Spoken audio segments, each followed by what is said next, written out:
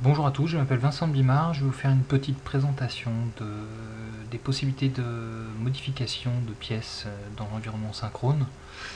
C'est une présentation qui va se baser sur un fichier STEP importé. Ce fichier STEP est un fichier qui a été conçu sur d'autres logiciels. Le format STEP est un format qui est un format assez présent dans l'échange de données CAO. On peut aussi le retrouver dans les données d'usinage, de fabrication. L'idée c'est de modifier cette pièce là pour qu'elle puisse être usinable et tout simplement présenter des caractéristiques géométriques propres à son utilisation, à savoir se positionner. C'est un support qui devrait se positionner sur un plan incliné à 10 degrés.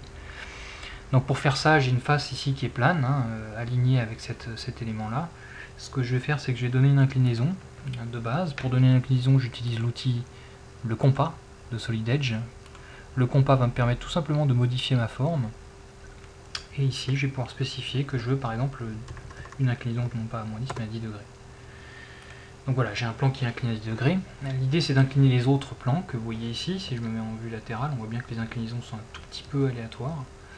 Donc on va venir modifier ces plans-là de manière à ce qu'ils soient alignés avec notre plan de référence. Pour faire ça, il suffit de sélectionner la quick bar, dans la quick bar, une fonction intéressante qui s'appelle la fonction relier. La fonction relier nous donne le choix et nous donne l'accès aux contraintes 3D que vous voyez, donc concentricité, parallélisme, perpendicularité. Je vais d'abord, dans un premier temps, définir un parallélisme entre chacun des plans qu'on voit ici, ce que je vais faire tout de suite. Donc là, mon plan s'est modifié de manière à être parallèle à mon plan de référence. On va faire la même chose pour les plans qui suivent. Donc c'est une manipulation qui est assez répétitive. Voilà.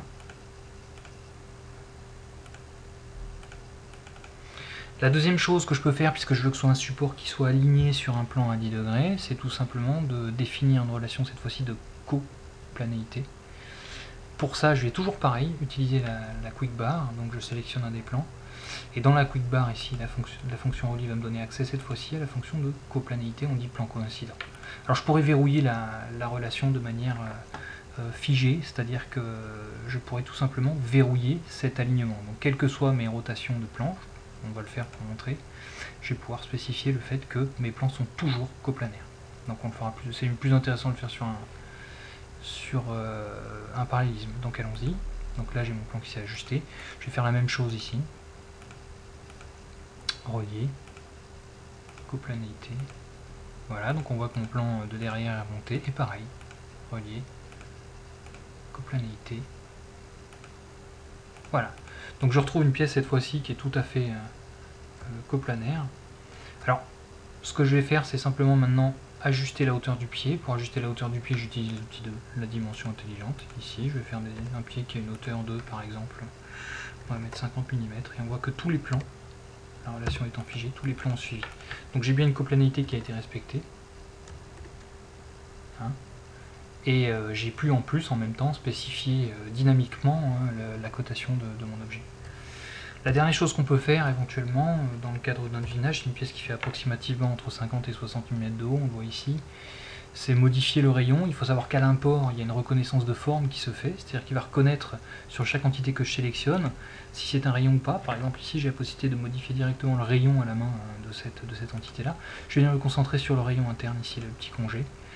Un rayon de 1, donc pour une hauteur de 50 mm, c'est un peu délicat à usiner, donc on va peut-être mettre, évidemment avec l'accord du client, 5 mm, ce qui nous permettra de venir usiner notre forme de manière plus facile, plus aisément. On peut aussi faire cette modification sur chacun des rayons si on a envie. Voilà, donc c'est une manipulation qui se reproduit assez simplement. Voilà, donc j'espère que cette toute petite démonstration vous aura permis de comprendre un petit peu comment fonctionne la quick bar et puis comment implémenter des relations 3D sur un exemple simple comme celui-là, c'est quelque chose d'intéressant déjà.